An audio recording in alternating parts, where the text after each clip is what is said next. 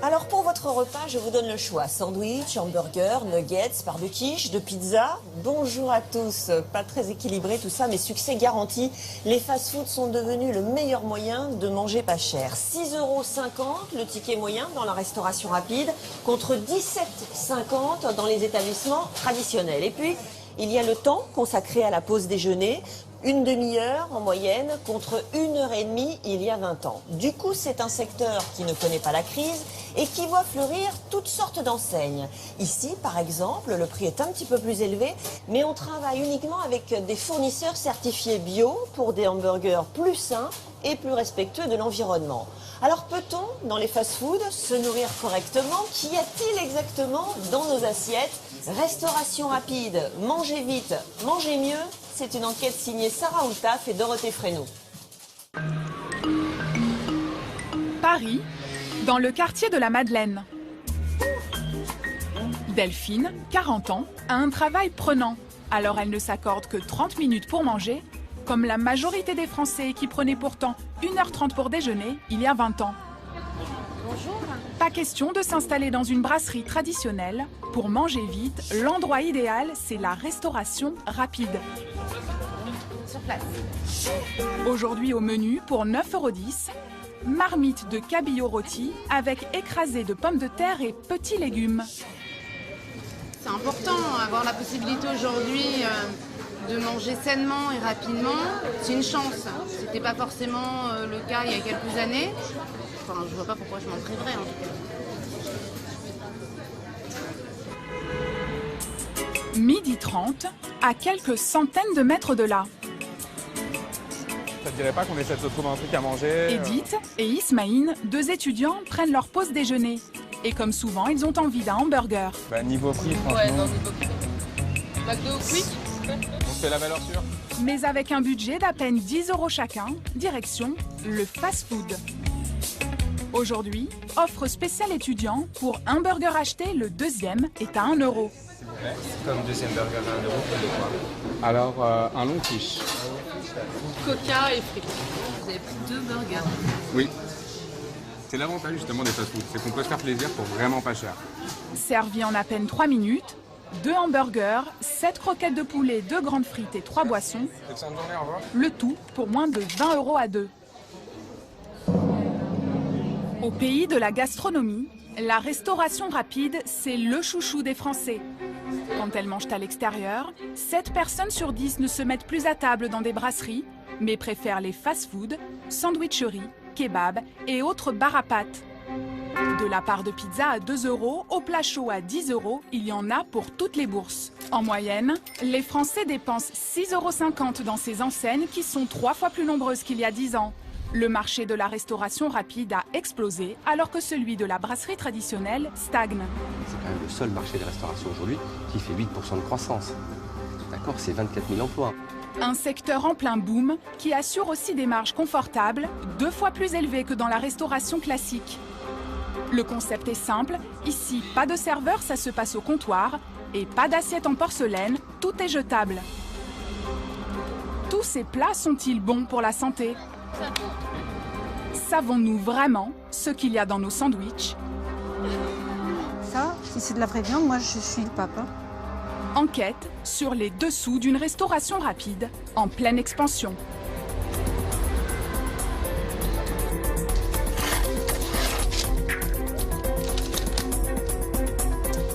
Bon appétit.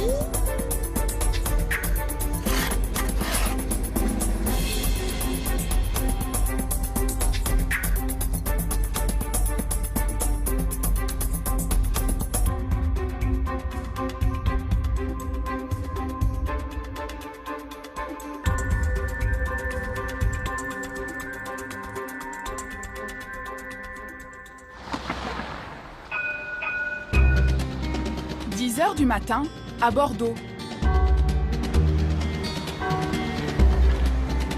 Il y a encore un mois, Guillaume travaillait dans les assurances. Aujourd'hui, c'est une toute autre vie qui commence pour ce jeune homme de 30 ans. Il réalise son rêve d'enfant, ouvrir sa propre enseigne de restauration rapide. Bonjour, ça va Grégory? Ouais. Bon, l'entrée c'est derrière, donc on va y aller, on va mettre l'affiche. Il fait visiter à ses amis le local qu'il a trouvé il y a 3 mois. Et voilà le lieu, la salle qui sera agrandie. Les cloisons là vont sauter pour pouvoir tout pousser. Et donc le comptoir qui sera très certainement là, en L. Guillaume veut transformer cet ancien Tex-Mex en bar à pâtes fraîches. Beaucoup de travaux restent à faire pour accueillir ses futurs clients dans ses 50 mètres carrés. Et il ouvre dans 2 semaines. Grâce au tramway, des centaines de personnes croisent sa devanture toutes les 5 minutes. Et ce n'est pas tout, il est à côté de la rue Sainte-Catherine, la plus grande rue piétonne d'Europe. Un quartier commerçant où les enseignes de restauration rapide poussent comme des champignons. L'emplacement idéal qui ne lui a coûté que 33 000 €. Quand on fait de la vente à emporter, pas besoin d'investir dans un grand espace. Guillaume a tout de même dû débourser 60 000 € au total dans cette affaire. Casse, fais-toi plaisir. S'il donne physiquement de sa personne, l'essentiel de son travail est ailleurs. Il veut ouvrir un bar à pâtes fraîches et va donc voir ce que fait la concurrence. Les pâtes à emporter, c'est le produit qui cartonne en ce moment. Il assure une bonne marge car les matières premières sont simples. De la farine de blé, des œufs et de l'eau.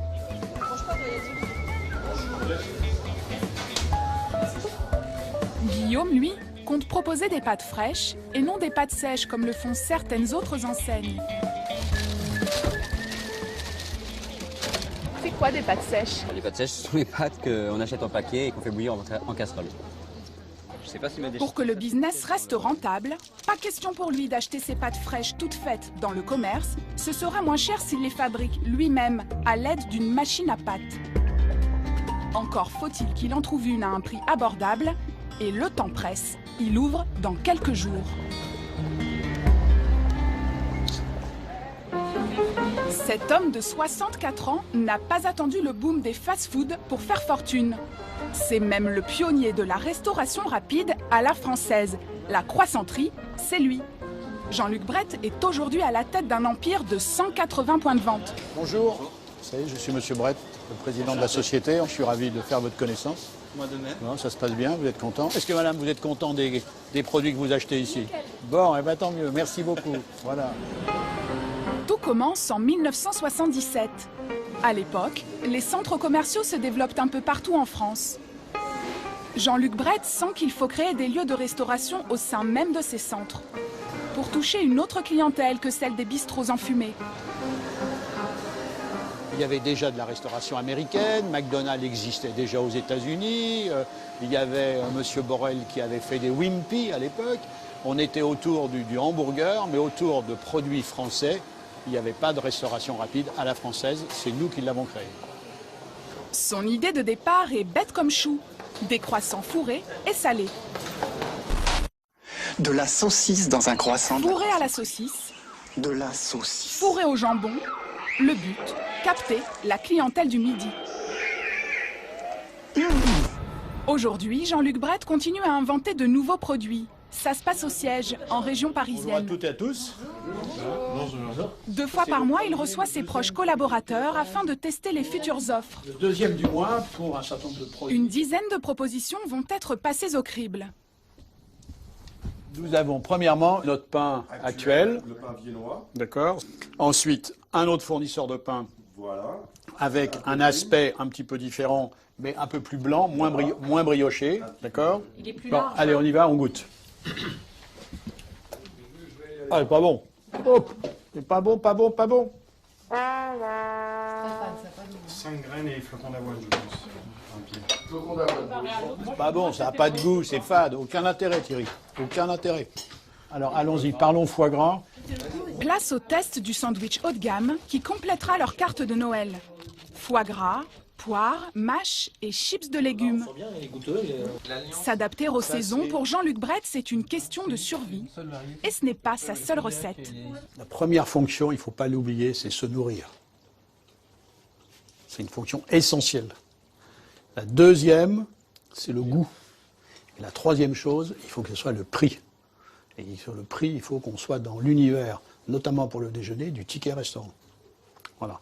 Et quand vous avez la saveur, le goût, le prix et le fait que ça nourrit en plus, parce qu'il faut que ça nourrisse le client, eh bien, vous êtes sûr que c'est un succès, le produit est un succès. Une belle réussite, à laquelle rêvent de plus en plus de jeunes entrepreneurs. À tel point qu'une école du fast-food a vu le jour près de Bordeaux, à Blanquefort. Leur illustre professeur... La tomate, l'oignon, la salade, la dorade. Tout le monde est là? Non, rapprochez-vous alors. Thierry Marx, un chef étoilé. Cette formation, gratuite et unique en France, c'est lui qui l'a créée il y a 3 ans. On va refaire quelque chose de simple. En mettant son savoir-faire au service de la restauration rapide, il veut aider des artisans à proposer des plats de qualité face aux grandes chaînes des fast-food. On va faire un produit, un sandwich. Ses élèves, 6 adultes en reconversion professionnelle qui ont le projet d'ouvrir un restaurant rapide. Ils ont 5 mois pour apprendre les fondamentaux grâce à cette formation. Première règle, calculer pour ne pas gaspiller. Vous n'avez que 2 amis dans ce métier. C'est matériel. C'est la balance et la machine à calculer. Si vous ne pesez pas, si vous ne comptez pas, vous ouvrez, 3 mois après vous êtes mort. À vous de travailler maintenant. Sophie a 42 ans. Cette prof de fitness a eu la chance d'être sélectionnée. Ce qui a séduit le chef, son projet. Un food truck, un camion ambulant dans lequel elle compte proposer une cuisine maison. Petit croque-monsieur, et comme je les aime. La moutarde à l'ancienne, les blancs de poulet rôtis, la tomate, du fromage. Là par-dessus, en fait, je vais remettre du beurre fondu, du gros sel et des herbes de Provence. Et donc après, à la cuisson, quand on va croquer dedans, en fait, on va avoir encore le gros sel et un petit peu d'herbes de Provence. Voilà, tout simplement. Le verdict de Thierry Marx est mitigé. Moi, ce que j'aime, c'est quand c'est le petit sel dessus et le petit... Ton pain de mie est bon, ton gruyère, lui, il l'est pas. Tu vas t'acheter un bon emmental. Comme tu vas le grammer, tu peux mettre un peu plus d'argent sur le produit pour que tu aies un produit de qualité et tu n'auras pas ce goût un peu rance de gruyère et de graisse qui n'est pas bon. Il est parfaitement légitime et il est moelleux, tu vois, il y a le produit intérieur. Place à la pratique. Les élèves vont faire un test grandeur nature auprès de vrais clients dans un restaurant-école.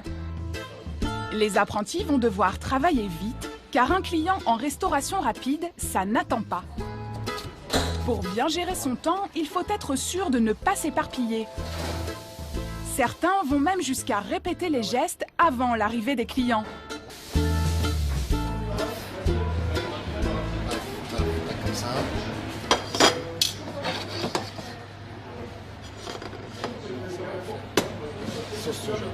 Sauce soja pure. Nous retrouvons Sophie. Son défi du jour, reproduire pour 30 personnes son fondant au chocolat. Un dessert original avec de la courgette. C'est bien raisonnable, cette courgette. Une recette qu'elle avait jusque-là réservée à sa famille. C'est bien raisonnable. Son professeur a l'air sceptique. Allez. Je me dis que s'il faut incorporer ça et ça, ça va le faire. Ça va être sec. J'ai un petit mental de sportif, moi. Ça va marcher. Tu n'as pas le choix. C'est ça, on lâche rien. Voilà. Sophie ne peut plus reculer. Ses desserts doivent être servis dans moins d'1 heure. Encore faut-il que son professeur soit rassuré. Ça le va? Ça le fait? Oui, mais ça ne choque pas. Et la courgette? Vaut mieux ça que trop cuit. Ben oui. Au goût de la courgette. Cette courgette est fameuse. On sent pas la courgette. Alerte rouge. Il est presque midi. L'atelier bonjour. Déjà, les clients se bousculent. Sur place ou à emporter, les plats se vendent comme des petits pains. Ça le fait, Nathan, ça le fait. La dernière difficulté pour les stagiaires, ne pas se tromper dans les commandes. Or, Sophie a fait une erreur. Elle a vendu trop de dorades. 2 dorades, un cabillaud. Non, une dorade, ça. Ce que j'ai bien aimé. J'ai mal géré en fait. Il nous reste un filet de dorade. Cette dame avait pourtant réservé son poisson par téléphone il y a plus d'1 heure. Les gâteaux au chocolat, il y en a. Heureusement, l'oubli de Sophie est sans gravité pour l'instant. Bon appétit. Mais lorsqu'elle sera en solo, dans son propre camion, à la fois au fourneau et en caisse, elle n'aura plus droit à l'erreur. Le chocolat se raréfie. Guillaume, lui, est déjà trop avancé sur son projet pour se permettre un faux pas. Il a fait le déplacement de Bordeaux jusqu'en région parisienne où il a trouvé l'un des rares fournisseurs de la fameuse machine à pâte fraîche. Bonjour Monsieur Delangle. Bonjour. Guillaume, oui. Ravi, de même. Entrez. Merci beaucoup. Le jeune homme tenait à voir l'objet de ses propres yeux. On va tout de suite sur la machine. Très bien. Je vous la mets tout de suite en marche. Elle trônera sur son comptoir face aux clients comme gage de pâtes de qualité. D'accord. C'est très simple, hein, c'est une machine dans laquelle vous mettez de la semoule de blé dur, des œufs, de l'eau. La machine fait le mélange une dizaine de minutes et après vous avez votre production instantanée. Très bien. C'est vrai que ça envoie quand on la voit comme ça. Donc vous avez un produit, vous voyez, avec une très belle finesse, très aéré. Quand vous avez 100 grammes de pâte positionnée dans une assiette, on a l'impression de quelque chose de léger, pas quelque chose de lourd. Grâce à cette machine, il va pouvoir se démarquer de ses concurrents qui vendent des pâtes sèches industrielles. Mais elle a un coût, 3 880 €. C'est 2 fois la somme qu'il avait prévue pour cet achat. Là, on est à 3 880 €. Est-ce que vous pouvez m'expliquer un peu? Il faut savoir que la machine professionnelle va vous permettre de sortir 1 kg de pâte à environ 1 €, 1,20 €. Soit 3 fois moins cher que s'il achetait des pâtes fraîches chez un grossiste. Donc avec cette machine-là, c'est le meilleur rapport qualité-prix que vous puissiez avoir. Mais c'est encore trop onéreux pour le budget serré de Guillaume. Alors, est-ce que sur ces 3 880, vous pouvez faire quelque chose? Oui, on peut toujours faire quelque chose. Ce que je vous propose pour vous encourager dans votre projet, de vous faire une petite remise. Avec plaisir. Au niveau du tarif, à 3 298 hors taxe. D'accord. Et nous assurons la livraison et la mise en service du matériel dans votre belle région bordelaise. Eh bien, avec plaisir. Très bien. 25% de réduction. Merci. Affaire conclue. La journée n'est pas finie pour autant. Guillaume profite de son déplacement en région parisienne pour se rendre au parc des expositions de la Porte de Versailles. Aujourd'hui se tient l'un des plus grands événements de la vente à emporter, le Rapid & Resto Show. Merci beaucoup. Merci. L'occasion pour Guillaume de rencontrer des fournisseurs. S'il veut rester dans les prix de ses concurrents, il ne doit pas vendre ses pâtes plus de 4,50 € la portion. C'est pas très grand, mais... Il a calculé que le coût des pâtes, de la sauce et des boîtes en carton ne doit pas dépasser 1,07 €. Il cherche donc un fournisseur qui lui propose des boîtes à bas prix. Alors le pack Starbucks, c'est 4 rabats. Ouais. Donc, vous pensez que ça peut descendre à combien? Sans vous engager, mais pour me donner... 13 centimes. Des pâtes fraîches et des contenants pas chers. Ce coût de revient très avantageux devrait lui permettre de se payer dès le premier mois et même de dégager une bonne marge. Elle est 2 fois plus élevée qu'en restauration traditionnelle. Voilà. Et si vous êtes client, bienvenue. Merci beaucoup. Une marge confortable pour les professionnels, certes, mais qu'en est-il du côté des consommateurs? Cela a-t-il une influence sur la qualité de nos sandwichs? Béatrice de Rénal est nutritionniste. Elle est spécialisée dans la restauration rapide. Nous lui avons proposé un éventail des produits les plus répandus de la vente à emporter. Selon elle, certains des composants ne sont pas ce que l'on croit. Alors, la pizza, vous voyez que c'est pas une vraie pizza, c'est-à-dire que c'est pas une pâte à pain, c'est une pâte mousseline, hein. Et donc ça c'est un pain brioché, hein. Donc c'est un pain qui est sucré et gras. Et en clair, ça veut dire que ça vous tiendra moins qu'un vrai sandwich au pain normal. La nutritionniste émet aussi des doutes sur le fromage. Selon elle, ce n'est pas du vrai fromage, mais une préparation fromagère, dite analogue. Vous voyez que lorsque l'on ouvre, alors c'est difficile à dire. Je pense que cette pizza-là, elle n'est pas faite avec du vrai fromage, parce que vous voyez, c'est un petit peu cassant et ça ne ressemble pas à du vrai fromage. Donc ça, c'est la garantie d'avoir un produit qui est gras, qui est sucré et qui n'est pas forcément rassasiant. Pourquoi alors mettre du faux fromage sur une pizza? Parce que le fromage est l'aliment de base qui coûte le plus cher dans la fabrication d'une pizza, près d'un quart du coût total. Pour faire des économies, l'analogue, c'est la solution. Cela coûte environ 15% moins cher que le fromage, puisqu'on le coupe avec de la graisse végétale. Il ne s'agit donc plus de fromage 100% lait, mais d'une préparation alimentaire à base de fromage et de matières grasses végétales. Nous nous sommes rendus dans la banlieue lyonnaise pour rencontrer Rémi Vité. Il est responsable des ventes chez un distributeur qui fournit notamment du fromage pour des enseignes de pizza à emporter. Depuis 2 ans, il revend à ses restaurateurs 60% de fromage analogue. C'est 3 fois plus qu'il y a 10 ans.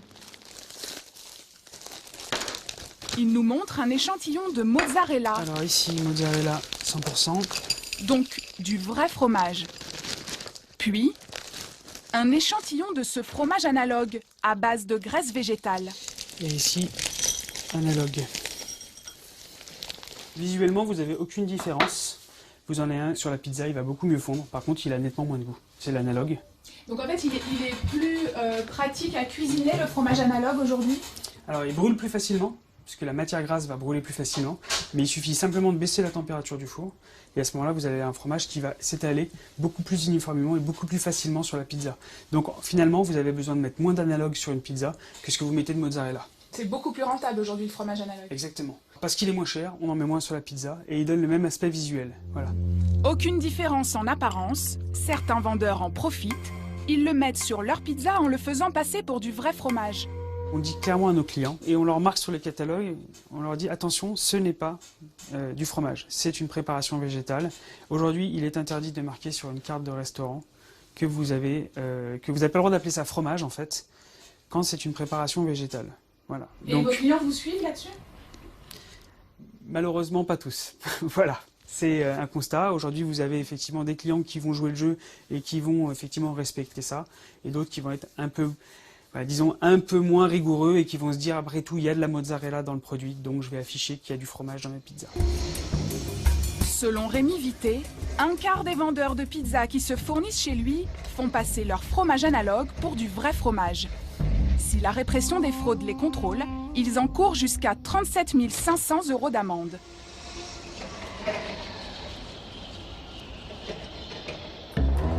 Dans nos plats à emporter, un autre produit permet aux restaurateurs de faire des économies, le jambon.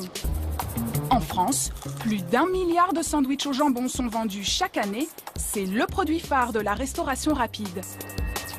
Dans les gares, les supermarchés ou les boulangeries, il va me rester des jambons pleurs. On en trouve dans tout type de pain et pour toutes les bourses. De 2,90 € à 4,50 €. Pourtant, c'est un simple jambon beurre. Alors pourquoi une telle gamme de prix? Nous avons demandé à notre nutritionniste d'en comparer deux. Celui de droite nous a coûté 3,65 € et l'autre 2,90 €. Ici, vous avez le sandwich jambon beurre, le sandwich préféré des Français. Il s'agit d'une baguette parisienne, toute simple, avec dedans une vraie tranche de jambon. Donc vous voyez que là, la tranche de jambon, elle est bien épaisse. Et là, apparemment, c'est du jambon de haute qualité.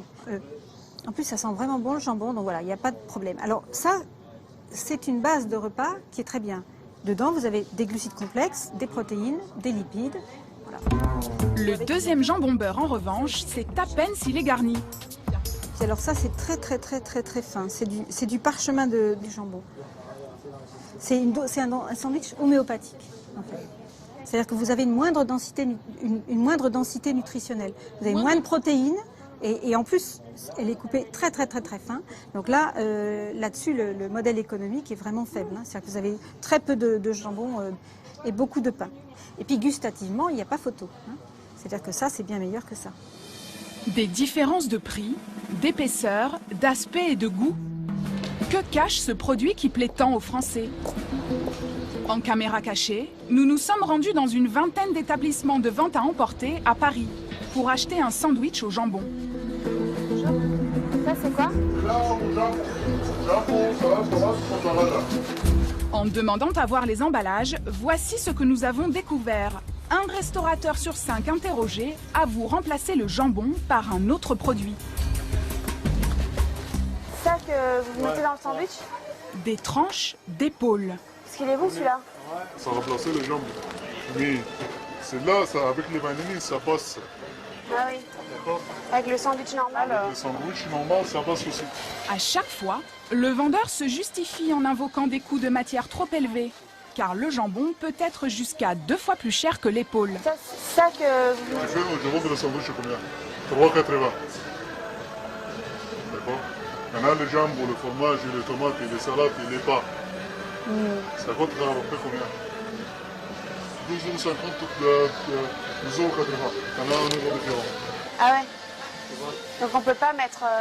Si tu mets les jambons, les chairs, ça n'est pas sorti. Une pratique illégale répandue que nous avons aussi observée dans d'autres sandwicheries. Les étiquettes sont trompeuses car elles indiquent qu'il s'agit de jambon alors que c'est de l'épaule. En cas de contrôle de la répression des fraudes, le vendeur encourt ici encore 37 500 € d'amende pour publicité mensongère. Mais quelle est la différence entre le jambon et l'épaule ? Voici ce que dit la réglementation. Le produit doit être préparé à partir de viande provenant du membre postérieur du porc, autrement dit la cuisse, alors que l'épaule est préparée à partir de l'antérieur, c'est-à-dire la patte avant. Pour comprendre l'écart de prix entre ces deux produits et connaître les différences de fabrication, nous avons contacté plusieurs industriels français. Oui, bonjour.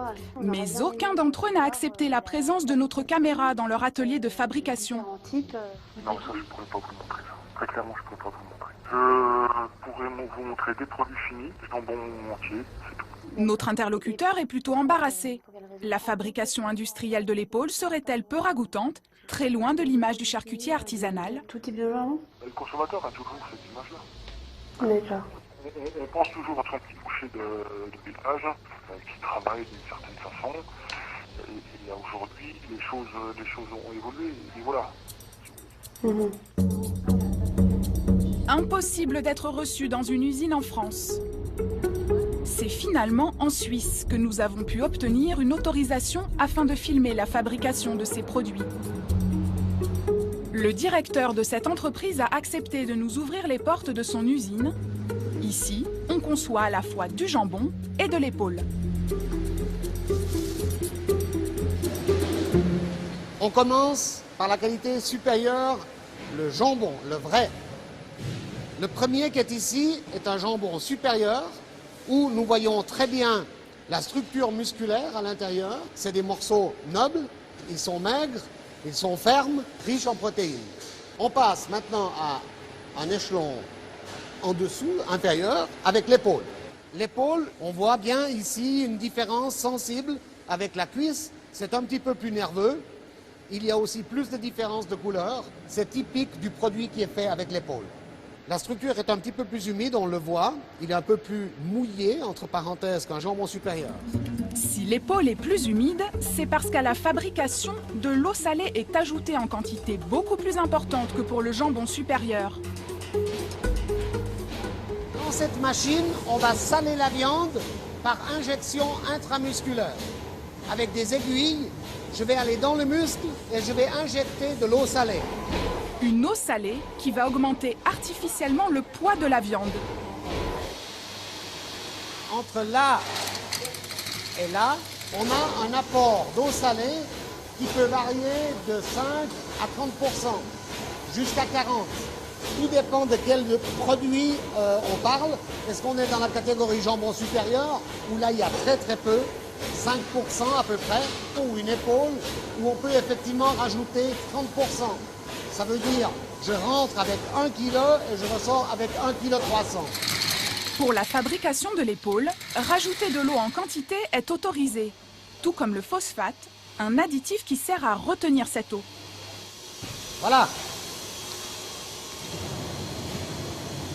L'utilisation du phosphate sert à garder l'eau à l'intérieur du muscle. Plus il y a de phosphate, plus il y a d'eau? Alors j'aurais tendance à dire plus il y a de phosphate, plus on pourrait ajouter d'eau. Mais bon, il y a aussi des limites. Il faut rester dans des productions acceptables. Donc effectivement, il y a quand même des limites. Hein. Car à forte dose, les phosphates sont susceptibles d'avoir des conséquences sur la santé, comme l'hyperactivité sur les enfants. Ça a des effets négatifs sur la nature, par exemple. Parce que l'histoire des polyphosphates a commencé avec les lessives. Et on a interdit dans les lessives l'adjonction de phosphate parce qu'on a vu que ça provoquait des dégâts importants sur la nature. Maintenant, on peut en déduire que si la nature n'aime pas ça, il est assez probable que l'être humain n'apprécie pas beaucoup non plus. C'est pour ça que la quantité doit impérativement être réduite au minimum. Une fois gorgée d'eau, l'épaule est moulée, puis cuite dans un four. Avec moins de viande et plus d'eau, le produit peut coûter par conséquent jusqu'à 2 fois moins cher qu'un jambon supérieur. Le problème, c'est que le consommateur, quand il achète son sandwich, est loin de se douter qu'on lui vend un produit rempli d'eau. Ce qu'il ignore aussi, c'est que même le jambon, le vrai, peut réserver des surprises. Car il en existe 3 sortes. Le standard, le choix et le jambon supérieur. Dans le supérieur, il ne peut y avoir de phosphate et les additifs sont limités. En revanche, dans les 2 autres, ce n'est pas le cas. On trouve même du sirop de glucose, c'est-à-dire du sucre. Pour savoir pourquoi on rajoute tous ces composants dans le jambon, nous sommes allés dans cette école qui forme des charcutiers traiteurs. Ici, on apprend à fabriquer un jambon supérieur artisanal. Voilà, regardez. Regardez mon jambon. Joël Mauvignier, élu meilleur ouvrier de France, nous montre les ingrédients qu'il utilise pour le préparer. Poivre, des coups de girofle, des baies de genièvre, le miel de qualité, le sel, le sucre et la décoction avec les petits légumes comme l'ail, le thym, le laurier. Je dirais que c'est les seuls produits qui doivent rentrer dans la fabrication d'un jambon supérieur. En revanche, pour le jambon de qualité inférieure, c'est une toute autre histoire. Il y a toujours un bouillon ou des arômes, mais pas seulement. Acide érythorbique, lactate de potassium, dextrose de blé ou encore sirop de glucose. Et là, on est dans un laboratoire pharmaceutique. Là, vous voyez, où tout se ressemble. Il n'y a que du blanc. Là, vous avez le produit qui maintient la coloration. Là, vous avez le produit qui maintient l'homogénéité des fibres. Et ensuite, certains rajoutent aussi du glucose. Dans le bas de gamme, on rajoute du glucose. Regardez, c'est fait pour cacher un petit peu la misère. Voilà, la viande qui a de l'odeur, qui sent un petit peu, quoi, qui n'est pas de première qualité. Des cache-misères dans le jambon. Est-ce bon pour la santé ? Lorsque l'on compare les résultats des valeurs nutritionnelles d'un jambon bas de gamme et d'un jambon supérieur, les différences sont frappantes. À gauche, le jambon supérieur. À droite, le jambon de moindre qualité. Ce dernier contient plus du double de sucre que dans le jambon supérieur. Quant à leur teneur en sel, ici encore, le jambon bas de gamme est bien plus chargé. Plus on descend en gamme, plus le taux de sucre, mais aussi de sel, est élevé. Des valeurs nutritionnelles très contrastées selon les qualités de jambon. Des jambons qui n'en sont pas. Comment s'y retrouver ? Selon notre nutritionniste, la règle de base pour bien manger, s'informer. Le meilleur conseil pour bien choisir, c'est bien lire la liste des ingrédients et ne pas se satisfaire de juste la photo qui est au-dessus du comptoir. Il faut prendre les petits dépliants qui sont dans les restaurants et regarder parce que tout doit être marqué, avec y compris la proportion. Parce que quand on vous appelle quelque chose jambon de cheddar, la loi impose normalement de mettre le pourcentage de jambon, le pourcentage de cheddar et le pourcentage de tous les ingrédients nobles, c'est-à-dire voilà. Donc si c'est un jambon beurre, normalement vous devez avoir la proportion de beurre et la proportion de jambon. même quand c'est écrit tout petit. Ah, même quand c'est écrit tout petit. Ça c'est la loi. Et donc si vous avez des bonnes lunettes, à ce moment-là, vous êtes censé pouvoir bien choisir. Bien souvent, la liste des ingrédients ne figure pas sur les sandwichs. Vous pouvez alors demander l'emballage des produits à votre vendeur, car il est tenu par la loi de le conserver. Les frigos, c'est du jambon cru. Ici, par exemple, c'est du jambon standard, la catégorie de jambon la plus basse.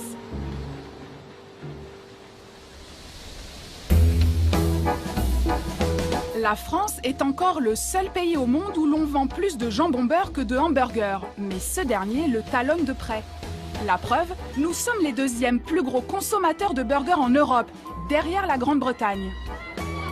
Que nous indique la valeur nutritionnelle d'un hamburger acheté dans l'un de ces milliers de fast-food qui ne cessent de se multiplier en France? Pour le savoir, nous sommes allés dans un laboratoire d'analyse. Nous leur avons soumis l'un de ces fameux hamburgers, constitué d'une double ration de fromage et de steak. Résultat, 500 calories pour un burger, que l'on avale rarement seul.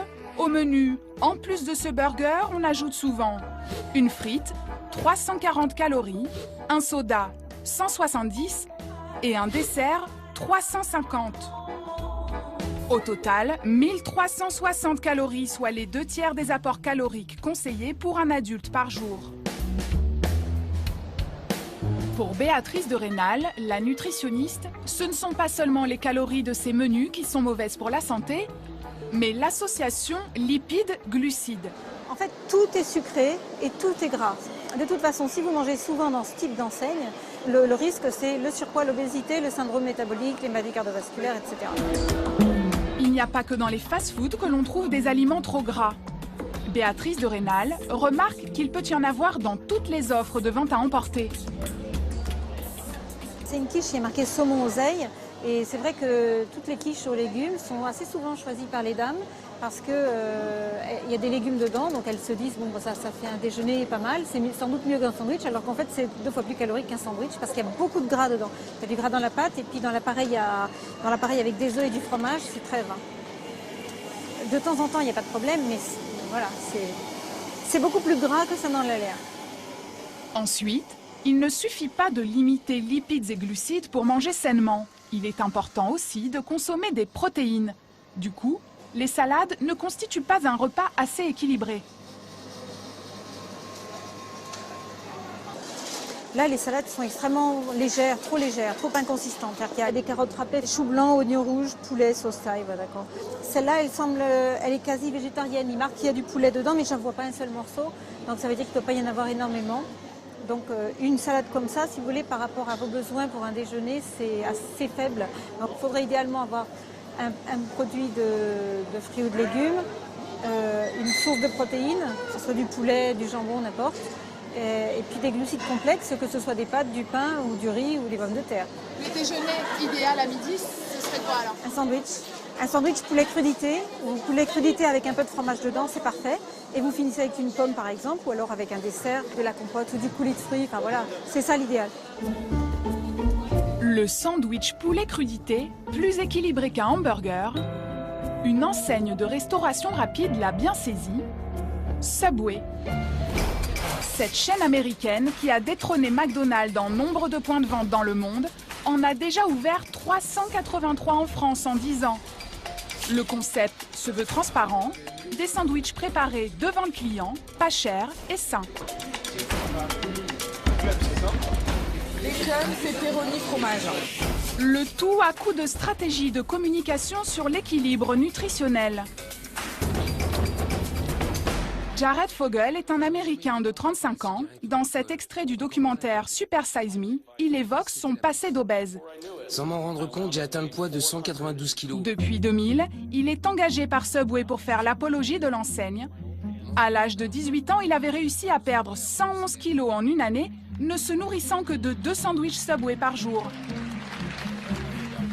C'est devenu une star aux États-Unis. Même George W. Bush s'est fait photographier avec lui. Dans un pays où plus d'un Américain sur 4 est obèse, son histoire a forcément donné un sacré coup de pouce au développement de la marque. En France, Subway communique sur des sandwichs dits équilibrés. L'enseigne est la seule grande chaîne de restauration rapide à avoir obtenu le label Alimentation et équilibre. Grâce à la présence sur leur carte de 8 sandwichs de petite taille, contenant moins de 400 calories et 6 grammes de lipides maximum. Dans ces 8 propositions, de la viande et des légumes, mais pas de fromage ni de mayonnaise notamment. Des sandwichs moins caloriques Nous avons voulu les tester en tant que clients. Nous sommes donc allés dans quelques-unes de leurs enseignes en caméra cachée. Première surprise, les ingrédients conseillés pour ces sandwichs sont listés en minuscules en bas à gauche de la vitrine. Nous demandons donc conseil aux vendeurs pour savoir quels ingrédients choisir précisément. Deuxième surprise, ils ne semblent pas connaître l'existence de ces sandwichs. Des sandwichs diététiques chez Subway. Avec moins de calories. Vous voyez pas ce que c'est? On n'a pas quelque chose de diététique. D'accord. Je voudrais un sandwich diététique, s'il vous plaît. Ça fait 9 ans? D'ailleurs, les vendeurs nous proposent de mettre du fromage alors que nous leur demandons un sandwich équilibré. Pourtant, rappelez-vous, il est précisé sur la vitrine qu'aucun des sandwichs approuvés par le programme Alimentation et Équilibre ne doit contenir de fromage.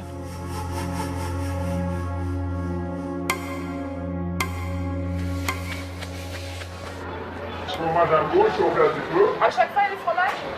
Ouais. Mais par contre, là, le fromage, quand même, ça fait grossir ou pas? Non, ça c'est là, il n'y a pas de calories.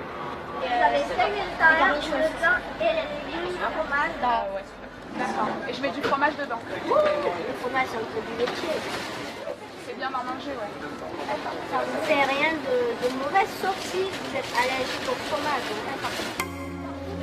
Des vendeurs qui ne sont pas au courant des conseils alimentaires de leur enseigne. Nous avons demandé la raison de cette ignorance au siège de Subway France. La responsable marketing, Khedija Ndiaye, a accepté de nous répondre. Donc sur la formation des équipiers, eux ils sont plutôt formés à aller vite, parce qu'on est du fast-food. Le fait qu'on prépare le sandwich à la demande du client, ça prend déjà beaucoup de temps.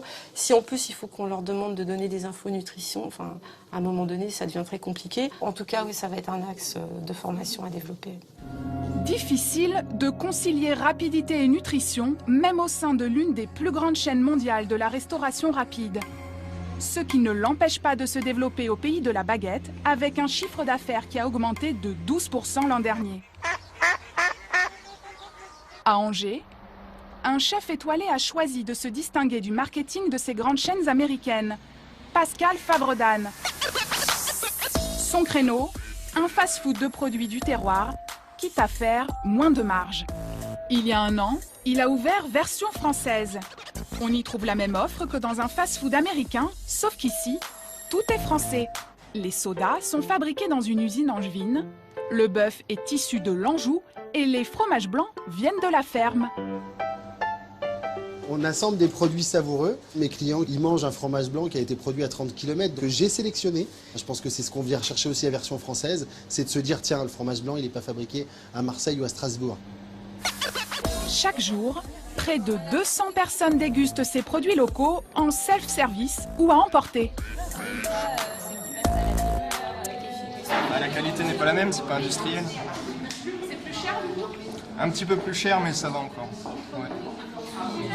C'est 8,90 € pour un menu burger. Après, moi je trouve pas que c'est beaucoup plus cher en fait, comparé à d'autres restaurants fast-food. Si on mange la même chose, on a à peu près pour le même prix.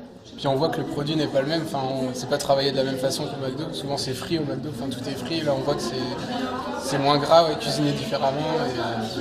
Des produits du terroir dans un fast-food, un concept qui séduit les Français, certes, mais qui n'est pas si simple à concrétiser côté business. Voilà monsieur, votre origine. Pour Sophie, la gérante du restaurant, suivre les préceptes du chef gastronomique n'est pas de tout repos. Pour moi, travailler dans la restauration rapide, si je veux vraiment être tranquille, c'est 2 chambres froides négatives, que des produits congelés, pas de perte, on sort que ce qu'il faut en fonction de ce que l'on vend. Ça c'est jackpot. Nous, on travaille des produits frais, donc c'est plus difficile. De bons produits. Pour ce hamburger vendu 5,90 €, entre la viande et le pain, il y en a en tout pour 2,50 €. Ces ingrédients lui coûtent 2 fois plus cher que chez ses concurrents. C'est pourtant un choix entièrement assumé par le chef, qui applique ici la même règle que pour son restaurant gastronomique. J'essaye de fidéliser au maximum sur le goût, parce que c'est ça ma vraie publicité. C'est pas les affiches dans le centre-ville. Donc sur 5,90 €, on a vraiment du produit et on n'a pas forcément de la communication. Alors, que ce soit pour son restaurant gastronomique ou son fast-food, le chef se fournit chez les mêmes producteurs, tous situés sur les bords de la Loire. Pascal se rend ce matin au moulin de Sarré. C'est ici qu'est fabriquée la farine de tous les petits pains de ses hamburgers, mais aussi celle qu'il utilise dans les pâtisseries de son restaurant étoilé. C'est en tout plus de 2 tonnes de farine par an que Pascal commande ici. Ce moulin à eau du XIIe siècle est le plus ancien de la région. Grâce à cette meule de pierre, le grain broyé libère plus de saveur qu'avec les techniques modernes de la minoterie. Quand on sait que ça fait des siècles que cette roue elle tourne pour produire de la farine, et c'est cette farine qui va se retrouver dans une cuisine du XXIe siècle qui est le burger, parce que le burger c'est vraiment un produit du siècle nouveau, avec quelque chose qui est ancestral. Je trouve ça magique. Depuis 6 ans, Florent Loriou, le meunier, vend sa farine au restaurant gastronomique de Pascal. Grâce à l'ouverture du fast-food, il a multiplié ses commandes par 10 en 1 an. Demain chez vous. Voilà. Grâce à la farine notamment, eh bien, on a un pain qui est complet, qui est nourrissant, et ça c'est très important aussi de le dire. Quand on a mangé un hamburger chez Version Française, je pense que ça suffit. La farine du moulin de Sarré, elle coûte peut-être 2 fois plus cher qu'une farine classique. Mais le goût, ça n'a pas de coût. C'est peut-être ce que m'amène le fait d'être restaurant étoilé sur la restauration rapide. C'est que la base de tout, c'est le produit. De l'autre côté de la Loire, Pascal se rend chez son producteur de produits laitiers. Bonjour, ça va? Comme pour le meunier, il passe ici beaucoup plus de commandes depuis qu'il a ouvert son fast-food. Il achète une vingtaine de ces seaux de fromage blanc par semaine, contre un seul pour son restaurant gastronomique. Lorsqu'on fait notre fromage blanc, nous on prend la traite du matin. C'est un lait qui n'est ni pompé, ni repris, ni transporté, donc la protéine du lait n'est pas cassée, n'est pas serrée, n'est pas dispersée, la matière grasse également, donc c'est vraiment le lait qui est tel qu'il sort du pied de la vache. Pour réaliser une marge confortable, Pascal devrait vendre ses pots de fromage blanc au moins 4 € pièce. Mais il ne les vend qu'1,70 €, car dans un fast-food, les clients ne sont pas prêts à dépenser plus pour un dessert. Bon, merci beaucoup. À bientôt. Allez, c'est parti. Les contraintes, dans la restauration rapide, le chef étoilé en découvre tous les jours. Chaque mois, il élabore un nouveau burger dans les cuisines de son restaurant gastronomique. La présence de Sophie est indispensable. J'amène tout ce qu'il faut. La gérante de son fast-food sait mieux que lui comment adapter ses envies de chef aux réalités du secteur. Donc, bien sûr, le carpaccio. Aujourd'hui, il teste un nouveau carpaccio de bœuf.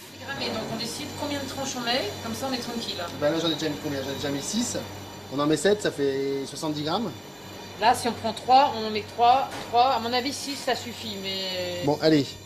Non, 6, on en met 6. Ce qui est important, c'est que si on met 10 grammes de plus sur un burger, 10 grammes plus 10 grammes plus 10 grammes, évidemment, à la fin du mois, on n'est plus dans nos ratios. Parce qu'ils utilisent des produits en moyenne 2 fois plus chers que leurs concurrents, ils se doivent d'être attentifs aux quantités. Quant au goût, le chef doit aussi se limiter. J'ai envie d'aller chercher la pomme qui va apporter un côté fruit, un côté sucré-salé, donc avec le tamier qu'on a mis, un côté acide. Et moi je dis non, il faut des choses simples, des bonnes choses, des bons produits, mais plus simples. Les clients ne sont pas prêts le midi à manger des choses un petit peu trop exotiques. On prend le burger, on le cuit. Allez, c'est parti. Pascal est avant tout un chef gastronomique qui innove sans cesse. Alors il tient quand même à tester son burger à la pomme. Parce que là, tu vois la pomme quand même à la cuisson en tous les cas. Hop. Voilà. Une expérience nouvelle qui éveillera les papilles des clients du fast-food. À condition que Sophie valide le tout. On est juste en cuisson. T'as mis 3 minutes hein? J'ai mis 3 minutes. Allez, on y va quand même parce que... On goûte alors. On goûte, ouais. Verdict. Ça apporte quand même la pomme, hein. Côté acide. Sophie a l'air convaincue. Oui, il m'a bluffé sur la pomme. Maintenant, je n'ai pas dit qu'on allait utiliser la pomme, parce qu'il va falloir trouver quelque chose. Le burger est presque validé. Pas si facile pour un chef gastronomique de se mettre dans la peau d'un patron de fast-food. C'est vraiment la différence entre le chef étoilé et puis le chef on du restaurant. On s'oppose toujours sur ce... Enfin, on s'oppose. Et qui c'est qui gagne? Le patron. Non, non c'est moi qui gagne. Souvent. Retour à Bordeaux.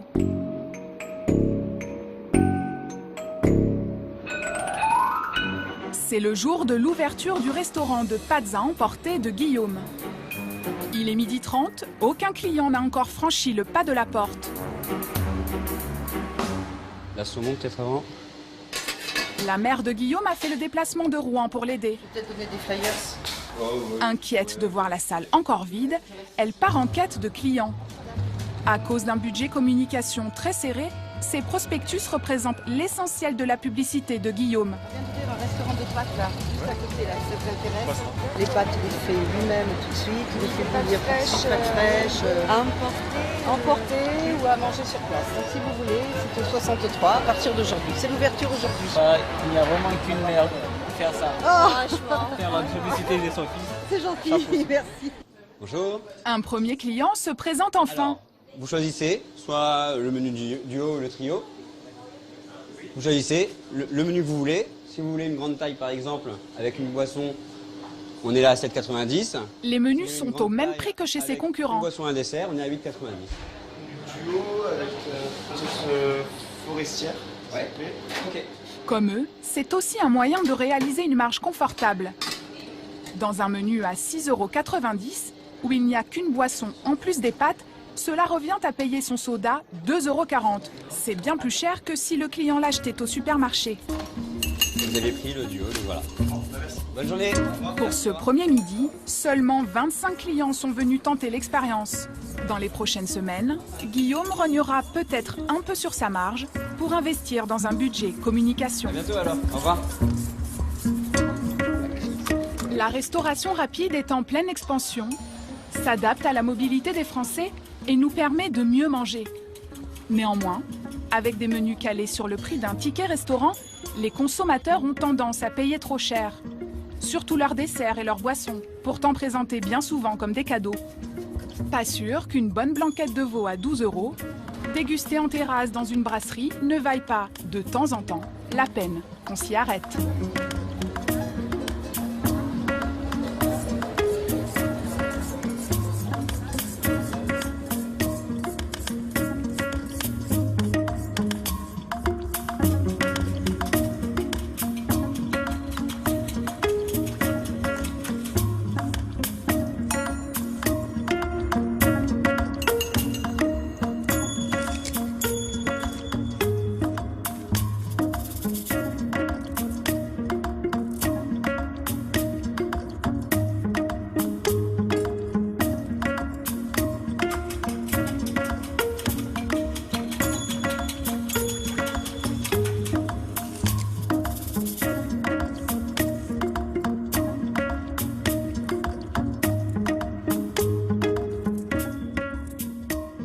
Voilà, allez, moi, je me mets à table. Merci d'ailleurs à l'enseigne Bio Burger qui n'a pas eu peur de m'ouvrir ses portes et de me nourrir. Qu'est-ce qu'il y a là-dedans? Oignons, fromage, salade, steak, sauce au poivre. À consommer tout de même avec modération parce que ça tombe directement sur les hanches. Allez, je vous dis à très bientôt pour un nouveau doc sur France 5.